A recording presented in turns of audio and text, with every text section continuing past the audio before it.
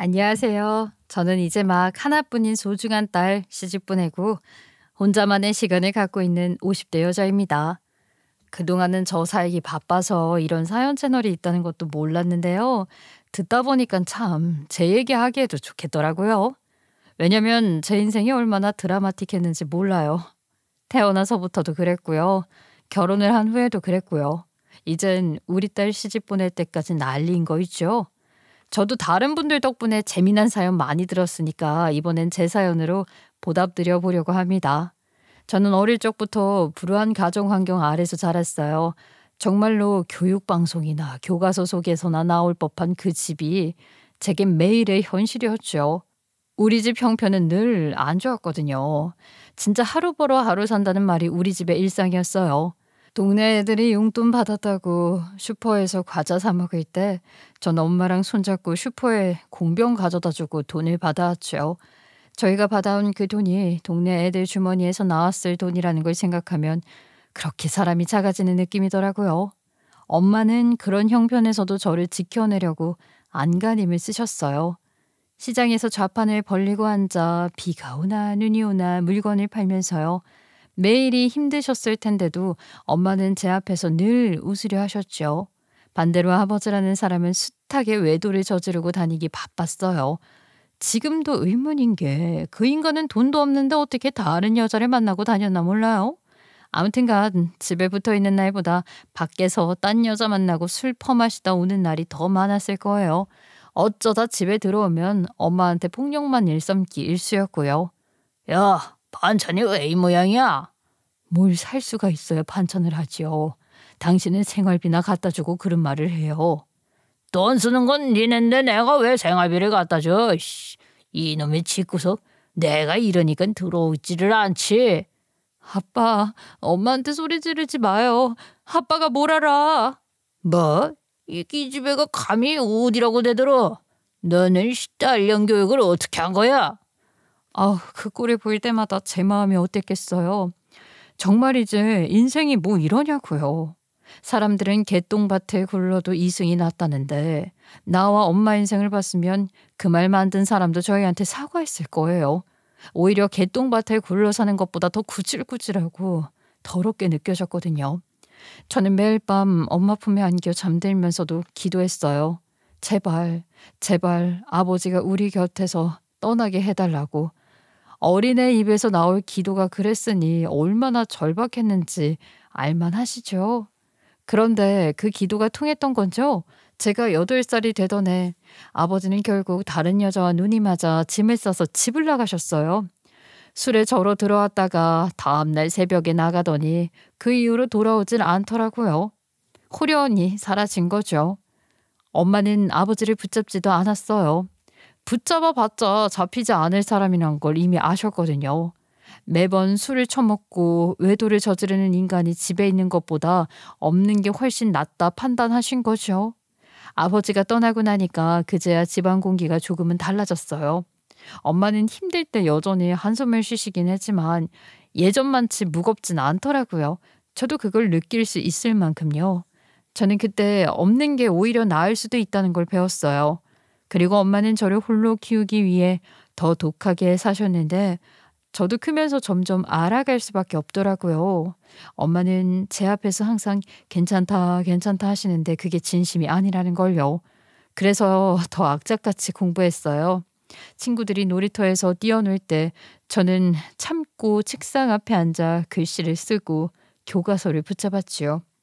언젠가 어른이 되면 꼭 돈을 많이 벌어서 엄마를 행복하게 해드려야지, 호강시켜드려야지 그런 생각을 정말이지 수도 없이 했던 것 같아요.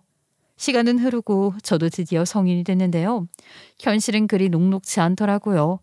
뭐 등록금은커녕 당장 끼니 해결이 먼저였으니 대학은 꿈도 못 꿨어요. 열심히 공부한 보람이 없어져서 많이 좌절하긴 했는데요. 굳세게 일어나서 곧장 공장에 취직을 했어요. 공장에서 일하면 몸은 고단했지만 그래도 월급은 꽤 쏠쏠했거든요. 월급날 봉투를 받을 때면 그래도 버틸 힘이 나더라고요. 제가요, 첫 월급을 받은 날 엄마랑 둘이 고기를 씹으며 웃던 순간들이 아직도 새록새록합니다. 그렇게 공장에서 뼈 빠지게 일하면서 하루하루 버티던 저한테도 잠깐은 인생이 다른 길을 보여주는 것 같더라고요. 늘 고생만 시키던 세상이었는데 뜻밖에도 숨통이 트이는 순간이 있었던 거예요. 공장 반장님이 저한테 괜찮은 총각이 있다고 소개를 해주시던 그때예요. 아이, 연전 씨, 그 남자친구 없다 그랬지? 내가 아는 총각이 있는데 괜찮은 사람이야. 한번 만나봐. 집에도 돈 좀 있다던데. 그렇게 해서 소개받은 사람이 지금의 남편이었어요. 첫인상은 화려하거나 잘생긴 스타일은 아니었지만 수더분하고 꾸밈 없는 게 오히려 믿음직스러워 보였던 거죠.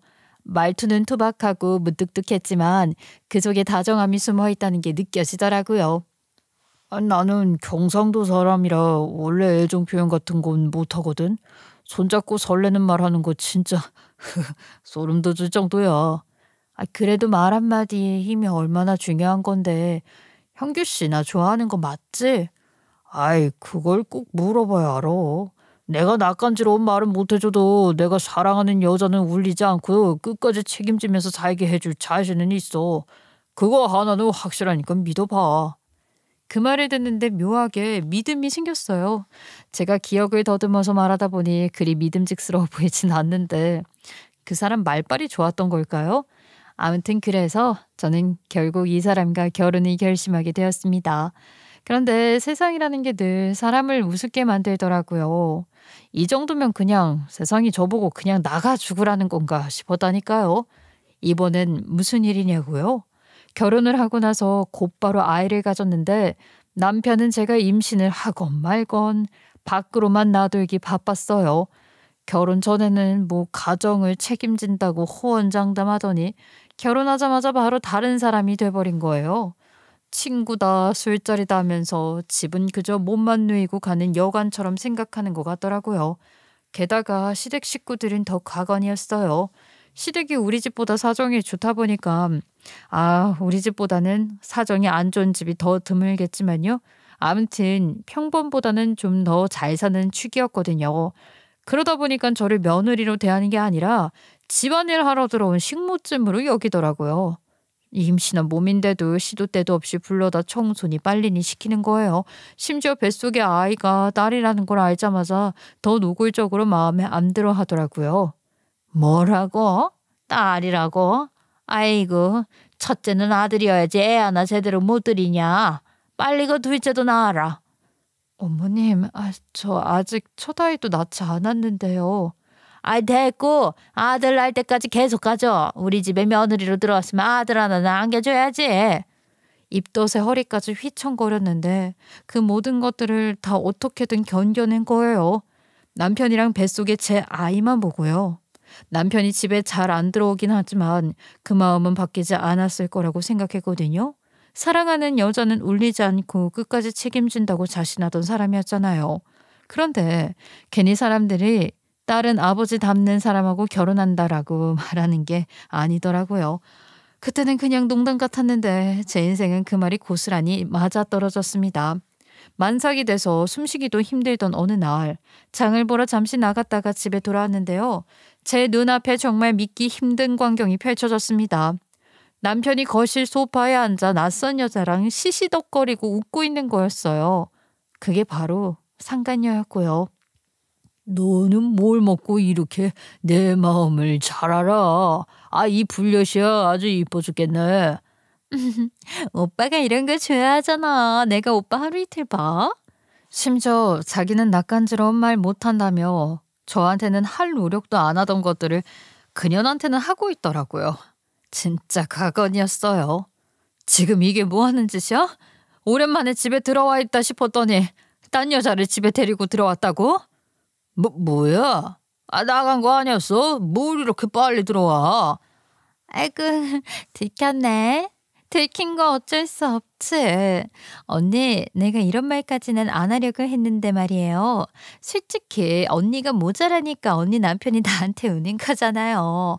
내가 잘났다고 떠드는 게 아니라 어느 정도 언니 탓도 있다는 거야. 그러니까 괜히 질척거리지 말고 쿨하게 보내죠. 그게 언니 체면 안 구기는 길 아닐까 싶네. 그 뻔뻔한 말에 숨이 턱 막혔는데 더 황당한 건 남편의 입에서 나온 말이었습니다. 그래, 그거 들킨 김에 말하는데 그냥 이혼하자. 괜히 서로 힘 빼지 말고 끝내자고. 애도 난 괜찮으니까 네가 키워라. 어차피 네 몸에서 나온 건데 내 알바도 아니잖냐. 난 모르는 애니까 양육비 같은 것도 기대하지 말고. 기다렸다는 듯이 상간녀랑 남편이 우다다 저한테 쏟아붓는데 만삭의 몸으로 도저히 버틸 수 없는 충격이었죠. 그야말로 하늘이 무너지는 기분이었어요. 행복한 삶을 꿈꾸던 저는 그렇게 하루아침에 버려졌습니다. 그리고 얼마 지나지 않아 사랑스러운 제 딸이 태어났죠. 솔직히 그때는 삶을 놓고 싶었어요. 이렇게 구질구질하게 살 바에야 차라리 끝나는 게 낫겠다 싶기도 했습니다. 그런데 꼬물꼬물 태어난 아기가 제 손가락을 꼭 잡는데 그 순간 마음이 확 바뀌었어요. 모성애라는 건 정말 대단한 거예요. 그날부터 저는 독하게 마음을 먹었습니다. 이를 악물고 어떻게든 딸을 키워내야 한다. 그게 제 운명이다. 이렇게 다짐을 했거든요. 그러니까 엄마가 생각이 나더라고요. 엄마 마음도 이랬겠구나. 그래서 버텨낸 거구나 싶고. 그래서 엄마 얼굴을 볼 때마다 더 미안했어요. 좋은 사람 만나서 결혼 잘하고 행복하게 사는 모습 보여드리고 싶었는데 결국 제 인생도 엄마랑 다를 게 없어졌잖아요. 그런데도 우리 엄마는요. 그런 저를 보면서도 위로를 해주셨어요. 연진아, 걱정하지 말어. 아유, 그딴 놈 참아주면서 사는 것보다 이렇게 된 지금이 훨씬 나은 거야. 일찍 알게 돼서 차라리 다행이지 뭐. 엄마, 저 정말 죄송해요. 이렇게 불효를 다하다니. 불효는 무슨, 몸 다친 데 없이 돌아왔잖냐. 그리고 이렇게 귀여운 손녀딸까지 데리고서 말이야. 연진이 너는 엄마한테 항상 예쁜 딸이야. 알지? 그 말을 들으면서 저는 또다시 힘을 얻었습니다. 제가 다시 일어설 수 있게 엄마도 옆에서 많이 도와주셨고요. 그런데 사실 다들 아시다시피 여자 혼자서 아이 키운다는 게 보통 일이 아니잖아요. 먹여 살릴 돈도 필요하고 앞으로 아이가 커가면서 들어갈 돈도 감당해야 하는데 제 손에 남아있는 게 얼마 없더라고요. 그래도 저는 딸을 살려야 했으니까 별 수 없이 갓난쟁이 딸내미 안고 무작정 전 남편의 집으로 찾아갔습니다. 보세요. 그래도 최씨 피가 섞여 있는 아이인데 양육비 정도는 주셔야 하는 거 아니에요? 저 혼자 어떻게 애를 키워요? 책임은 지셔야죠. 아이고야 또 시작이네. 우리가 걔를 왜 책임져야 해. 우리 호적에도 없는 애를 행패 부리지 말고 썩 꺼져. 행패라뇨. 저라고 여기 오고 싶어서 왔겠어요? 이 더럽고 치사한 집안 저도 꼴도 보기 싫거든요. 근데 애아빠가 버리고 간 거잖아요. 뭐 그럼 애아빠는 당신들 피 안 섞였다 이 말이에요? 그래서 우리 애도 책임 안 지겠다는 거냐고요? 그렇게 목청껏 소리를 질렀습니다. 동네 사람들이 다 쳐다볼 정도였어요. 그러니 지들도 창피했던 거죠. 결국 전 시누이가 제게 10,000원짜리 몇 장을 던지면서 이렇게 말을 하더군요. 아니 사람이 왜 이렇게 끈질겨? 이러니까 남자가 도망가는 거 아니야. 작작 좀 하고 이거 먹고 떨어져. 순간 얼굴이 화끈거렸지만 저한테 자존심은 사치였어요. 아이 앞에서 자존심을 세운다고 밥이 나오겠어요? 저는 그 10,000원짜리들을 주섬주섬 주워 담으면서 속으로 이를 악물었습니다. 우리 딸내미는 절대로 이런 취급당하게 하지 말아야지. 무슨 수를 쓰든 어떻게든 행복하게 만들어주고 말겠다 하고요. 그날 이후 저는 정말로요 독하게 마음을 먹었습니다. 세상이 더럽고 호락호락하지 않다는 거 이미 뼈저리게 알았지만 그래도 굴하지 않고 살아내야 했거든요. 우리 딸을 위해서요. 그래서 저는 할 수 있는 건 다 했습니다. 엄마처럼 시장 바닥에서 장사도 해봤고 새벽에는 신문 배달도 했죠. 그렇게 열심히 살아도 월세를 못 내서 집에서 내쫓길 뻔한 적도 있었어요.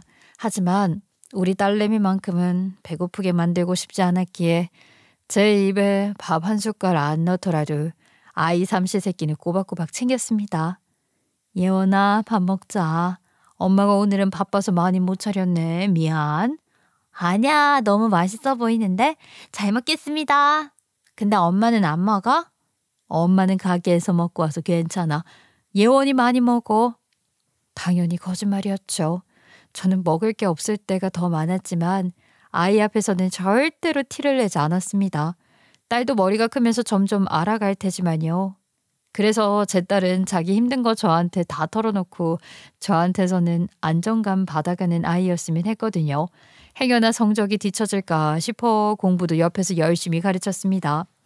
예전이랑은 다르겠지만 그래도 그 덕에 제가 학생 때 열심히 공부했던 게 아예 보람 없지는 않게 됐어요. 게다가 친정엄마도 없는 살림이었는데 손녀를 제대로 키워주고 싶다고 물심양면으로 도와주셨습니다. 저 혼자였다면 못 버텼을 텐데 친정엄마가 있었으니 그래도 하루하루 이어갈 수 있었던 거예요. 그렇다고 걱정이 없었던 건 아니었어요. 솔직히 저는 무서웠어요.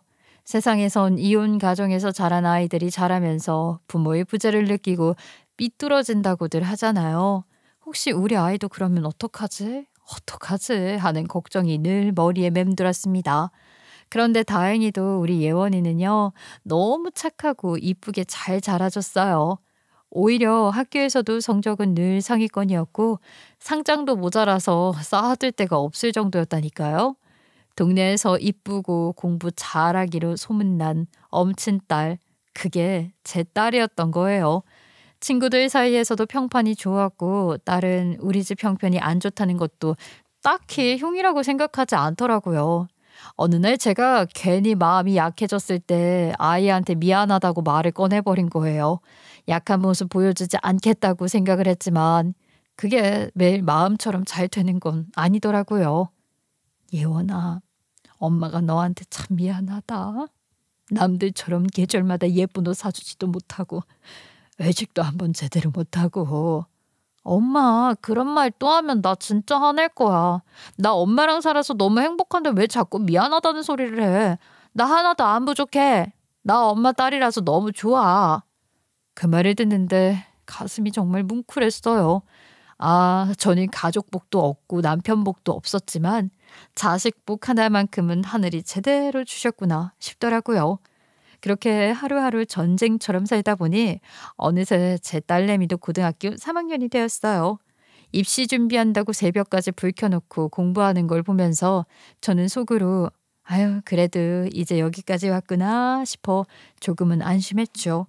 그래서 그날은 딸한테 야식 좀 챙겨주려고 장을 보고 집으로 돌아오는 길이었어요. 그때 집 근처 골목에 낯선 중년 남자가 서성거리고 있는 게 눈에 딱 들어왔습니다. 이 동네에서 처음 보는 얼굴이라 처음엔 그냥 지나칠 생각이었죠. 근데 꼴이 너무 수상한 거예요. 옷은 너덜너덜하고 얼굴은 쾌행해가지고 당장 길바닥에 쓰러질 것처럼 보이더라고요. 순간 노숙자인가 싶었어요. 행여나 해코지라도 당할까 싶어 눈길도 안 주고 슬쩍 피해 가려는데 갑자기 그 남자가 제 앞으로 툭 다가오더니 제 손목을 덥석 잡는 겁니다. 아니, 어머, 뭐예요? 아니, 왜 이래요? 누구세요? 여보, 나야. 나 못 알아보겠어? 여보? 순간 심장이 덜컥 내려앉았어요. 그 목소리, 그 억양. 아무리 세월이 흘러도 단박에 알아챌 수 있었죠. 제 인생을 처참하게 짓밟고 도망쳤던 그 인간, 바로 제 전남편이었습니다. 딸이 태어나고 시댁 식구들과 아글아글 쓰며 마지막으로 만난 뒤에 처음 보는 얼굴이었어요. 그때와는 완전히 다른 몰골이었어요. 예전에는 살집이 좀 있었는데 지금은 뼈만 남은 것처럼 삐쩍 마른 데다 몸에서는 구린내가 아주 풀풀 풍기더라고요. 아주 바싹 마른 나뭇가지 같다는 생각이 들었어요. 여기까지는 어떻게 찾아온 거야? 이제 와서 뭐 하자고 날 찾아와. 우리가 새삼 인사할 사이는 아니잖아. 꼴도 보기 싫은데. 여보, 나 좀 도와줘. 나 말기 암이래. 근데 병원비가 없어서 그런데 제발 돈 좀 빌려주라. 아이, 그리고 우리 딸 잘 컸어? 얼마나 컸는지 한 번만 보고 싶다. 진짜 딱 한 번만이라도. 제가 순간 진짜로 벙찌더라고요. 아니, 인간이 저를 뭘로 보고 이딴 소리를 하나 싶었어요. 그래서 바로 쏘아붙였죠. 뭐라고? 누가 네 여보야? 그리고 네가 양심 있으면 나한테 돈 얘기 꺼내면 안 되지. 그리고 네가 뭘 했다고 내 딸 보고 우리 딸이라고 그래. 얼굴 볼 생각은 꿈도 꾸지 마. 여보 나 진짜 죽을 판이야. 한 번만 봐주면 안 될까? 나도 당신이 무슨 마음인지 아는데 그래도 피부치잖아. 딸인데 딸도 아버지 죽기 전에 얼굴 한번 봐야지. 피부치? 아이고 웃기고 앉았네.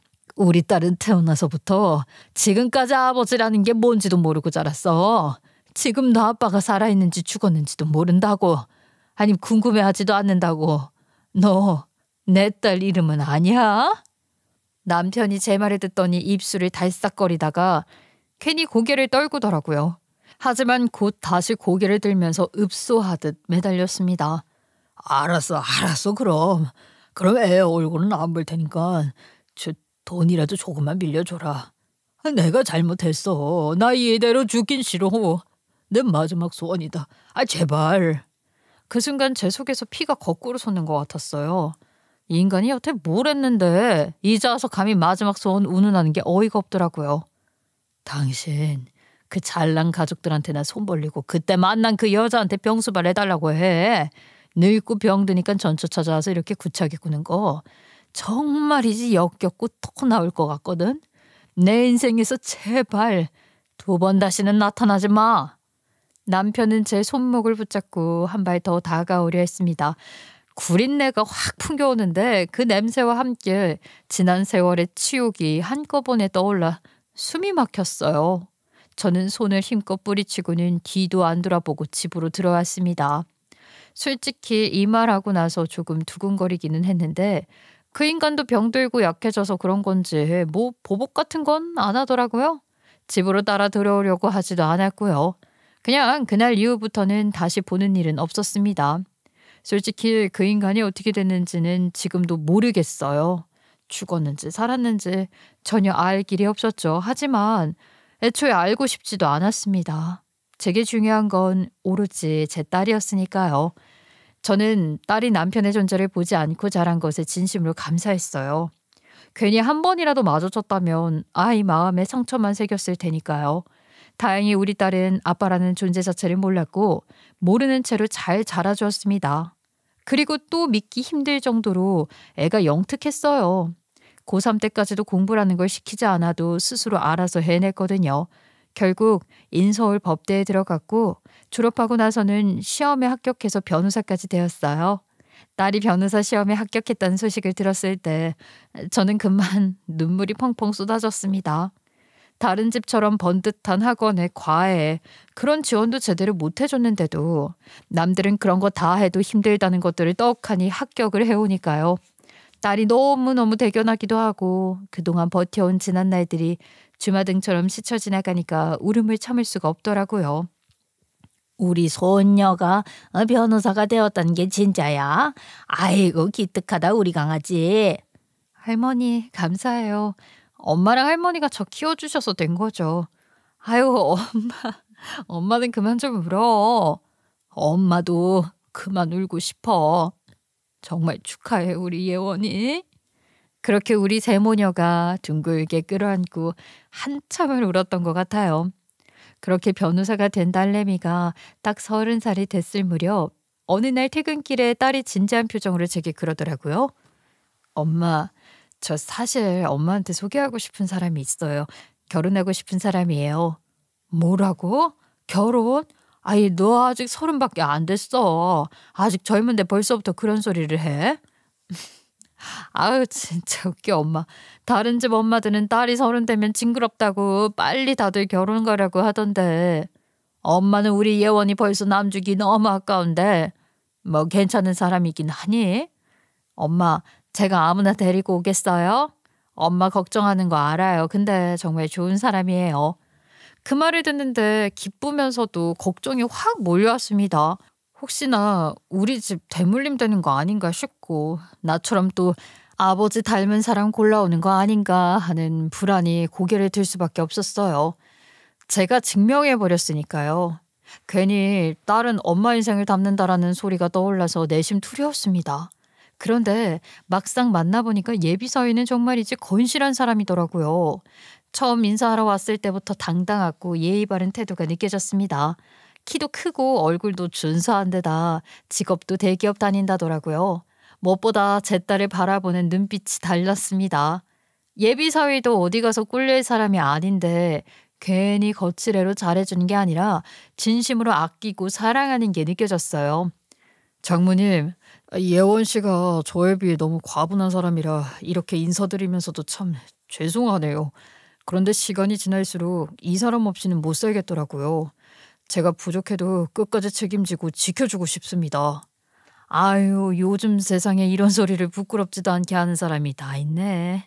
말이야 누가 못하겠니만은 그래도 눈빛 보니까 진심 같기는 하다. 엄마 진짜예요. 이 사람 저 진짜 많이 아껴줘요. 그 말을 들으니 그래도 믿음이 갔습니다. 전 결국 결혼을 허락했어요. 두 사람이 그토록 원하는 데다가 또 저도 똑똑한 딸의 선택을 믿으니까요. 그리고 당연히 그쪽 집안에서도 우리 딸을 엄청 예뻐했더라고요. 뭐 변호사 며느리를 싫어할 집안이 어디 있겠어요? 게다가 우리 딸 자체가 똑부러지고 어디 내놔도 부족함이 없는 애니까 못 데려가서 안달이었을 거예요. 그러니 일사천리로 결혼 준비를 시작하게 됐어요. 그렇게 시간이 흘러 양가 인사를 끝내고 상견례 날짜가 잡혔습니다. 그날 아침부터 제 마음은 쿵쾅거렸어요. 괜히 딸 밉보이는 일 만들기 싫어서 난생 처음 샵이란 데를 가서 남이 해주는 화장을 받았다니까요. 예원아, 엄마 옷 이상하진 않어? 너무 촌스러운 건 아니냐?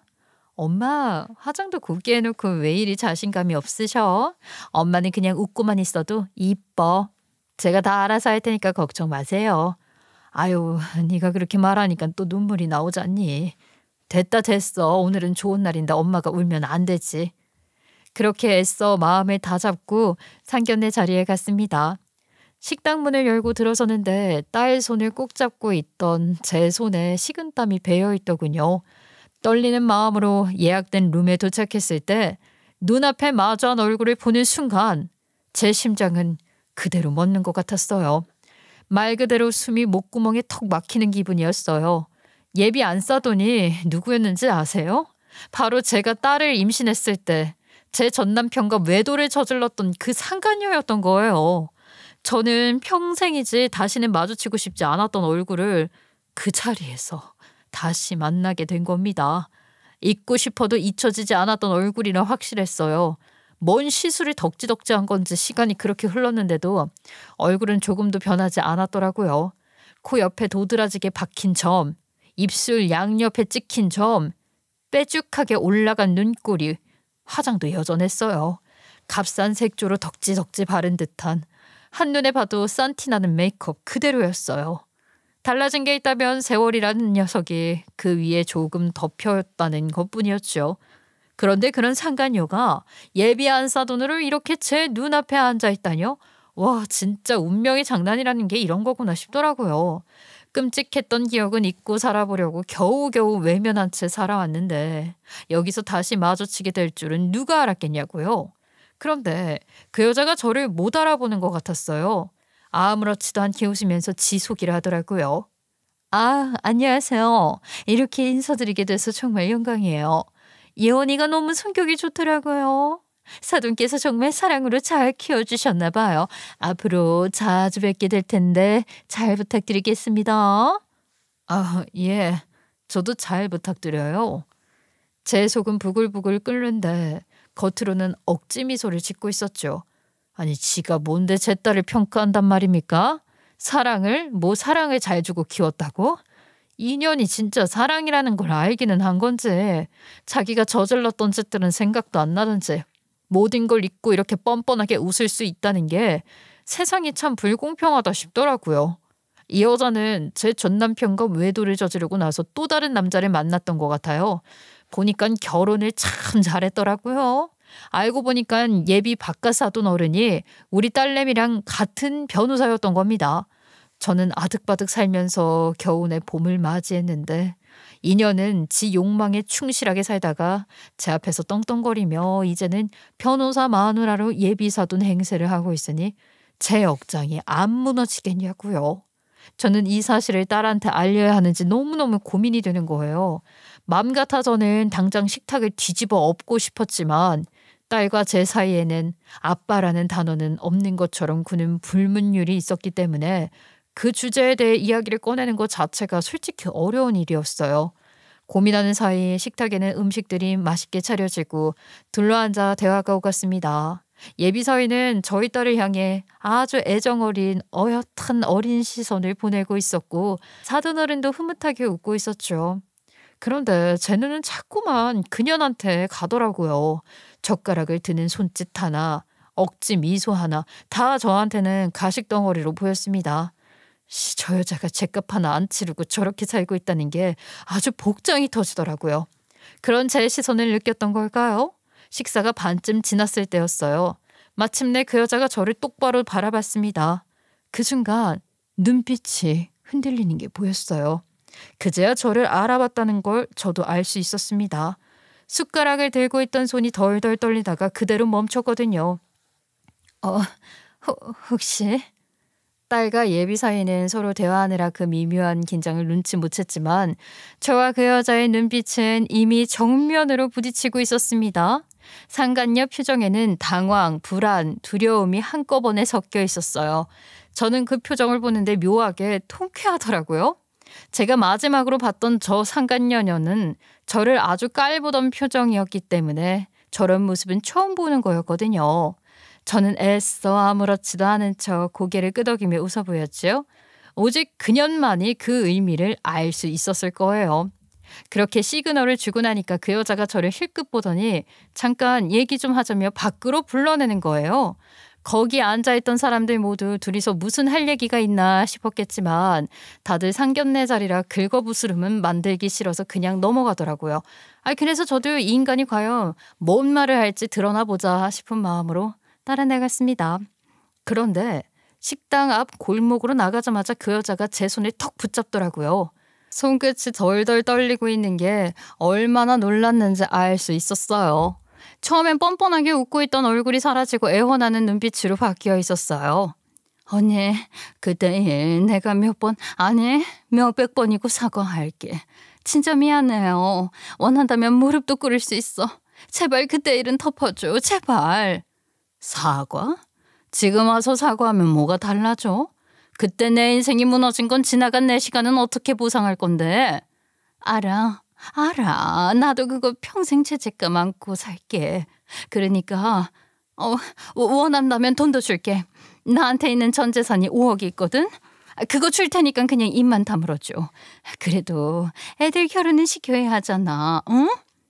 5억이란 말이 나오는데 순간 어이가 없어 웃음이 나오더라고요. 누구는 1, 2천 모으는 것도 힘들어서 골골대고 사는데 2년은 남자 잘 만나서 수중에 5억도 있고 참 대단하다 싶은 거예요. 그런데 그 얼굴을 보니까 또 우습기도 하고 한편으로는 어지간히 우리 딸을 며느리로 드리고 싶구나 해서 일단 그렇게 하자고 하고 넘어갔어요. 좋아, 그렇게 해. 진짜? 정말이지? 그래, 고마워 언니. 내가 바로 보내줄게. 그 대신에 약속 지켜줘야 돼. 그렇게 말하고 돌아서는데 아까보다 훨씬 발걸음이 가벼워 보이더라고요. 그리고 정말로 상견례가 끝난 그날 밤에 바로 제 통장에 돈이 꽂혔습니다. 문자로 찍힌 입금 내역을 보는데 피식하고 웃음이 새어나왔어요. 어머, 진짜 얼마나 급했으면 하는 생각이 들어서 웃기기도 하고 애잔하기도 하더라고요. 그래서 저는 이 돈을 받고 나서 머릿속으로 생각만 했던 계획을 실행하기로 했습니다. 우리 딸내미 직업이 뭐게요? 변호사잖아요. 이런 일에 누구보다 빠삭한 애였죠. 솔직히 딸을 위해 그냥 모른 척하고 넘어갈까 생각도 했습니다. 저만 입 다물고 있으면 결혼 잘해서 편히 살게 될 수도 있는 거잖아요. 하지만 곰곰이 생각해보니 본인의 아버지와 불륜을 저지른 여자를 시어머니로 맞이한다? 그리고 그 여자의 자식과 결혼한다? 그건 제 딸 인생을 망치게 두는 거랑 다름없었어요. 그렇게 결심을 하고 딸 방에 찾아가려고 했는데 딸이 먼저 방에 나왔습니다. 괜히 눈치를 보던 딸이 먼저 입을 열더군요. 엄마, 아까 어머님이랑 무슨 얘기했어요? 밖에 나가서 한참 얘기하던데 엄마한테 뭐 혼수나 예단이나 뭐 그런 거 이야기하셨어? 어쩜 모녀가 생각하는 타이밍이 똑같은지. 아니나 다를까 딸도 아까 일을 신경 쓰고 있다가 저한테 물어보러 나왔더라고요. 그래서 저는 딸을 제 앞에 앉혀두고 천천히 이야기를 시작했어요. 그게 말이지 예원아, 놀라지 말고 들어라. 그 예비 안싸돈 말이야. 그 사람이 사실은 네 아버지랑 바람났던 여자야. 저는 잠시 숨을 고르고는 하나부터 10까지 전부 말했습니다. 제가 만삭이었을 때 어떤 일이 있었는지, 그 여자가 어떤 식으로 제 인생을 망가뜨렸는지, 그리고 그 여자가 5억으로 제 입막음을 시도한 것까지 전부. 물론 딸이 상처받을 만한 너무 자세한 이야기는 빼고요. 딸은 처음에는 그게 무슨 말인지 이해가 안 된다는 듯 눈만 껌뻑이더니 점점 얼굴이 굳어졌습니다. 잠깐, 내가 뭘 들은 거지? 어머님이랑 내 아빠랑? 딸은 두 손으로 얼굴을 감싸고 한참을 멍하니 앉아 있었어요. 그러다 벌떡 일어서서 제 앞에 와서는 제 손을 꽉 붙잡더라고요. 엄마, 왜 이제 말했어? 왜 보자마자 다 얘기 안 했냐고요. 내가 그렇게 화나게 웃으면서 그 사람한테 머리까지 숙였는데 엄마는 그걸 가만히 보고 있었어? 차라리 그 자리에서 저한테 얘기를 해주지. 아유, 내가 얼마나 고민했는 줄 아니? 어떻게 해야 할지 망설이다. 그래서 잠깐이라도 모른 척 해야 하나 싶었지. 함서방 좋은 사람이기도 하고. 근데 아무리 생각해도 이건 영 아니다 싶어. 그래서 나도 말하려고 했는데 네가 먼저 이렇게 온 거야. 딸은 이를 꽉 물더니 눈빛이 점점 달라지기 시작했습니다. 아까 충격 먹었던 그 모습은 온데간데 없고 이제 그 크고 똘망한 두 눈에 분노만 남았더라고요. 엄마, 이제 됐어. 이 일은 내가 해결할게요. 엄마 혼자 끙끙 앓을 필요 없어. 엄마 딸이 변호사잖아. 그 여자가 어떤 인간인지 내가 직접 증명해 볼 거야. 사실 내가 좀 짐작 가는 게 있거든요. 그 말을 듣는데 가슴이 덜컥 내려앉는 것 같으면서도 묘하게 든든했습니다. 평생 내가 상처투성이 몸으로 버티며 딸을 지켜왔던 세월이 지나 이제는 제 딸이 저를 보호해 주려고 하더라고요. 그래서 저는 아무 말도 하지 못하고 그저 아이 손을 꽉 잡고 있었어요. 이제 앞으로의 싸움은 더 이상 혼자가 아니라 모녀가 함께 걸어가야 하는 길인 걸 직감했거든요. 그리고 저는 손목에 있던 스마트워치를 바라봤어요. 딸이 이거 작년에 생일 선물로 사줬던 건데 제가 평소에 무슨 일만 생기면 습관처럼 녹음 기능을 켜두거든요. 딸이 변호사랍시고 하도 잔소리를 한 덕분이긴 한데 아무튼 그날 골목에서 그 여자가 했던 말들도 모조리 녹음이 되어 있었던 거죠. 잘난 딸 둔 덕에 이걸 또 이렇게 써먹네 싶더라고요. 저는 그 파일을 딸에게 내밀었습니다. 딸은 말없이 이어폰을 꽂고 파일을 들었어요. 시간이 갈수록 얼굴이 딱딱하게 굳어지더니 결국 눈을 질끈 감더라고요. 엄마, 이런 일이 있었어? 이건 제가 그 일랑 같이 얘기를 좀 해봐야겠어요. 녹음 파일 좀 가져갈게. 함서방이랑? 아이, 그래도 괜찮은 거야? 괜찮아. 내가 짐작 가는 게 있다고 했잖아요. 그 사람한테 좀 들은 게 있었거든. 나 믿고 조금만 기다려줘요. 저는 그 말에 고개를 끄덕였지만 속으로는 걱정이 앞설 수밖에 없더라고요. 솔직히 딸을 믿는다지만 예비사위까지는 쉽게 믿기 어렵잖아요.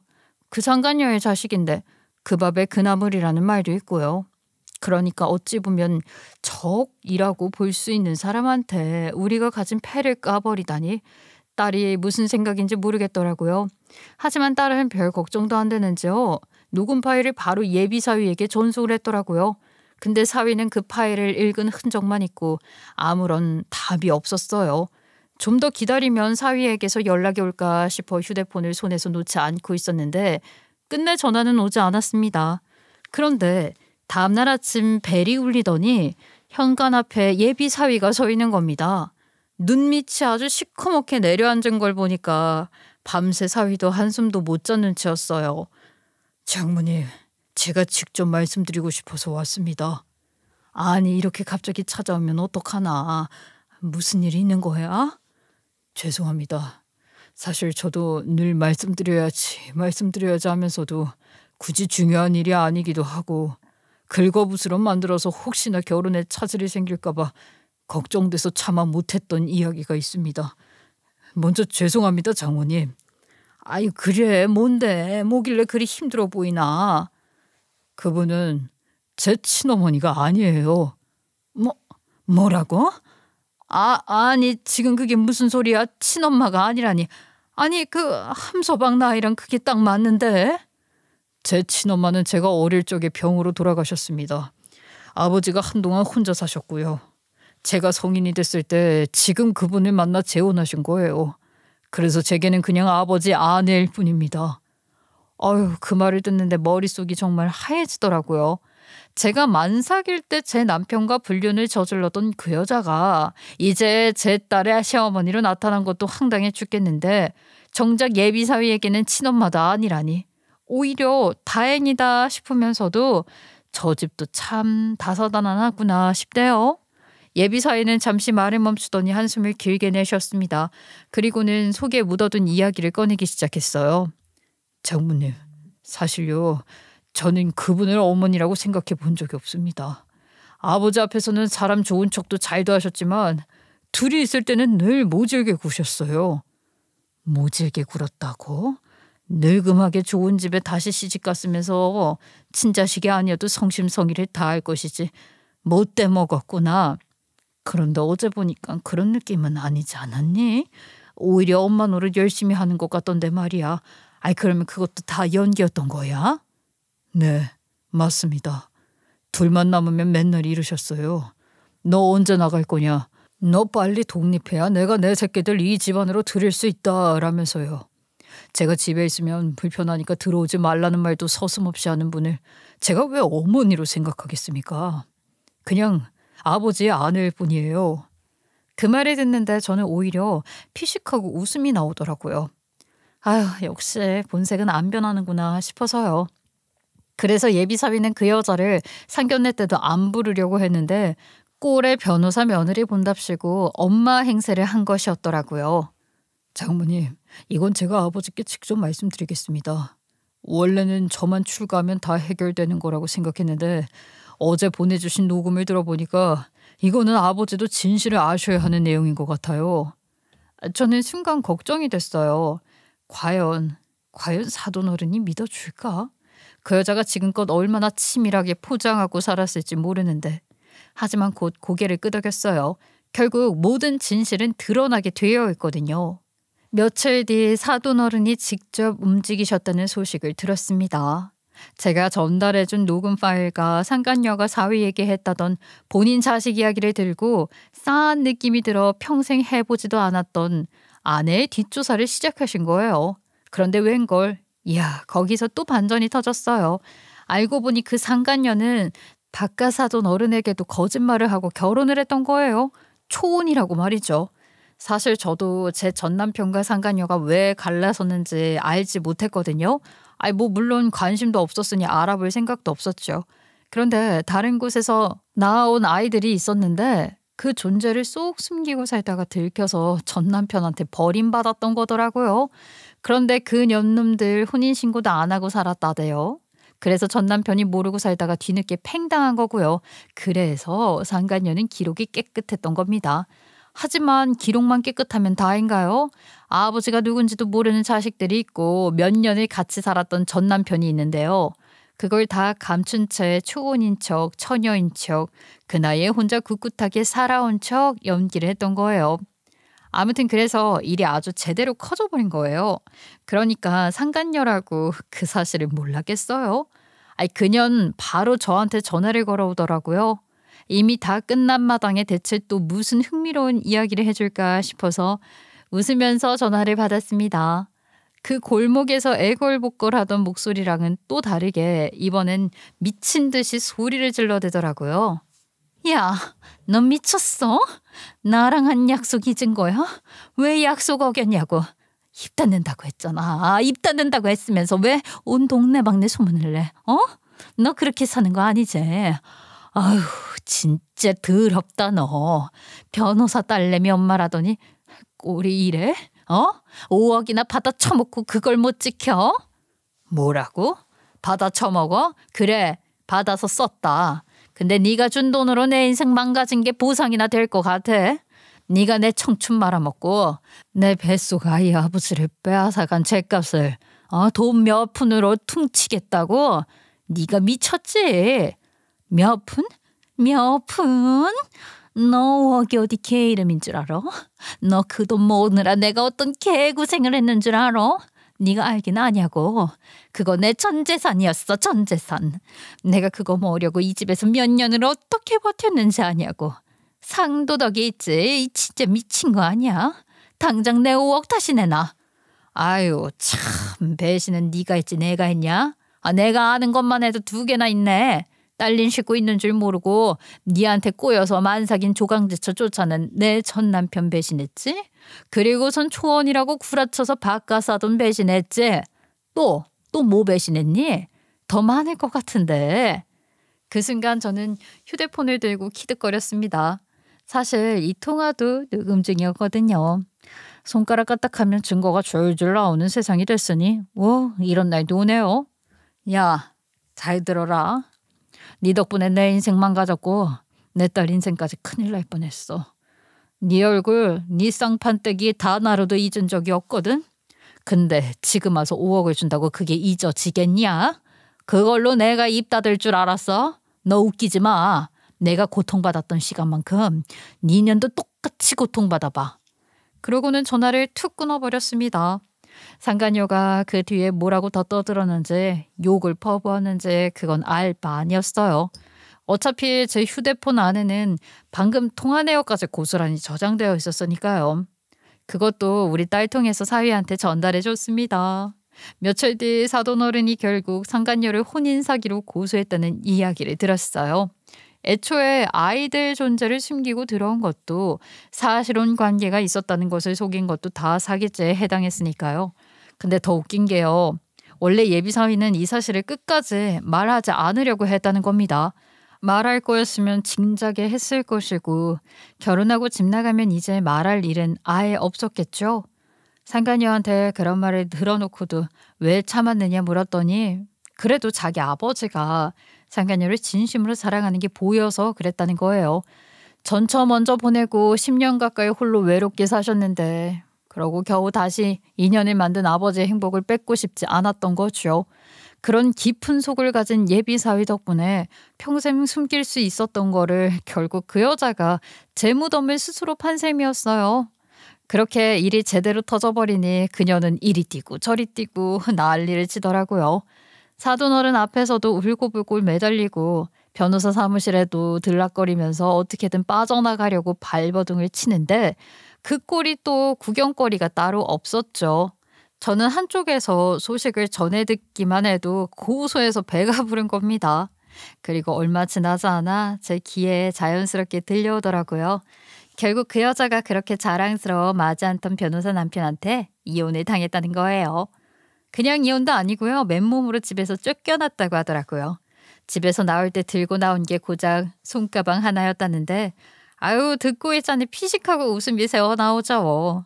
그 여자 저한테 준 5억이 본인의 전 재산이었다고 했잖아요. 그게 거짓말은 아니었나 보더라고요. 전 재산을 잃었는데 거기다 더해 소송까지 당했으니 위자료도 줘야 해서 완전 알그지가 됐다고 하더라고요. 아무리 도도한 척하며 살았더라도 그 상황에서까지 체면 세울 수는 없었겠죠. 사돈어른 앞에서 무릎 꿇고 울고불고 발광을 했다는 이야기를 들었어요. 그렇게 바닥에 바싹 붙어서 싹싹 빌고 사돈어른 사무실까지 쳐들어가서 바짓가랑이 붙잡다가 경찰에 끌려 나가기까지 했다는데 사돈어른은 눈 하나 꿈쩍 안 했다고 합니다. 그냥 싸늘하게 서류 봉투만 내밀었다더군요. 거기엔 이혼 서류가 들어있었답니다. 싹싹 빌어서 될 일이었으면 애초에 소송을 안 하셨겠지. 이런 게 권선징악이라는 거구나. 다 본인이 저질러온 업보를 받는 거야. 그러게 말이야. 아무튼 엄마, 아버님은 절대 소송 취할 생각 없으시대. 그러니까 엄마도 이제 마음 놓으셔요. 이쯤 되니 사람들은 이 집안 결혼 깨진 거 아니냐 수군거리기 시작했어요. 상견례에서 난리 났다. 시어머니 될 사람이 혼인사기로 고소당했다. 이런 이야기들이 다 퍼졌으니까요. 근데 정작 우리 딸은 눈 하나 끔쩍 안 하고 흔들리지 않더라고요. 엄마, 저는 그이 믿어요. 그리고 어차피 그 여자는 피 한 방울 섞이지 않은 남이잖아. 엄마가 걱정하는 건 알지만 저는 예정대로 결혼할 거예요. 결국 딸은 예정대로 사위와 결혼을 했습니다. 상간녀의 친자식도 아니었고 이미 실체를 다 알고 있었으니 파혼을 할 이유도 없었던 거예요. 결혼식장은 오히려 더 당당해 보였어요. 사람들이 뭐라 수근거리든 우리 쪽 눈치 볼 필요 없다는 듯이 떳떳하게 웃고 서 있더라고요. 그리고 시간이 흘러 지금은요. 사위가 정말로 든든한 아들 사위 노릇하고 있습니다. 바쁘게 밖에서 일하다가도 저도 꼭 챙기러 오고요. 딸한테도 한결같이 다정해요. 딸 역시 그런 사위 옆에서 활짝 웃고 있고요. 요즘에는 그런 생각을 해요. 사필기정이라는 말이 있잖아요. 그 여자는 남의 가정 쑥대밭 만들어 놓고 도망가더니 결국 꼴이 저 모양인 거죠. 이런 게 사필기정이다 싶어요. 제가 괜히 웃음이 나오는 게 아니었어요. 그때 그 여자가 제 눈앞에서 뻔뻔하게 웃으면서 했던 말들이 아직도 이 귓가에 맴돌거든요. 언니 그냥 보내. 내가 더 잘해줄 수 있어. 그따위 소리를 짓거리던 입이 이제는 살려달라고 울부짖고 있대잖아요. 그것도 변호사 남편 붙잡고 질질 짜면서 말이에요. 그게 얼마나 우스꽝스러워요? 진짜로 세상 돌고 도는 거라니까요. 근데 말이죠. 그렇게 다 쫓겨나서 길바닥 나앉은 그 여자랑 비교를 하면 저는 요즘이 참 다행이에요. 말년이라고 치면 말년인데 사람들이 그러잖아요. 50대에도 요즘은 청춘이다. 진짜 그 말 틀린 거 하나 없더라고요. 예전 같았으면 인생 반 넘었다고 한숨 쉬었겠지만 저는 이제야 숨통 트여서 제 2막을 시작하는 기분이거든요. 애 키우느라 허리 휘고 남편 바람 때문에 눈물 바가지로 쏟아내던 그 세월이 다 뭐냐 싶어요. 늦게 찾아온 청춘이라 더 맛깔나게 즐길 수 있는 거 아닐까요? 제 사연을 끝까지 들어주신 분들께 감사드리고요. 여러분들의 하루에도 좋은 일만 가득하시길 바라겠습니다. 감사합니다.